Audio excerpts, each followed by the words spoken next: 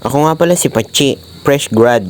So, sobrang ingay nga ng mga alaga naming hayop ay nagising na kagad kami. Pagkagising nga namin na inasikaso natin itong mga hayop na to. Nililinis muna namin bago namin bigyan ng mga pagkain. Para naman hindi maghalo yung pagkain nila sa alam mo na. Ito nga pala mga baboy na to ay magwa 1 month pa lang sa October. Ang role ko nga pala dito ay tagabot lang ako ng tubig ni mama. Parang yun sa basketball, tagabot lang ng tubig. Waterboy ang atake.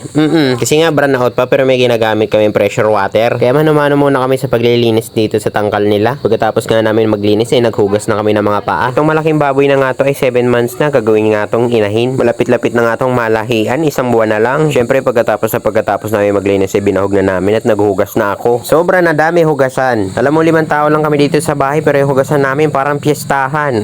Lahat kami dito sa bahay ay may role. Si mama nagluluto, si ate naman naglilinis. Itong sopa na to ay giba na kaya nga i-dispatch na namin. Tingnan mo naman kung gaano kagamit na yan. Tulong-tulong talaga kami dito sa mga gawaing bahay. Kahit ikaw hindi mo na maisipan na maupuan to. Graba na talaga. Ito lang nga to tatapon nila ate sa may bandang likod ng bahay namin kasi wala na mga kaming kapitbahay. Pati nga tong aso namin Ichusero. Hindi makatiis, pumunta pa talaga. At ayun na nga dumating na ang aming presidente of the year, si Papa. Tapos na nga ang bagyo niyan. Ang love language niya ay physical touch. Kaya naman tinan mo naman kung gaano siya kalambing.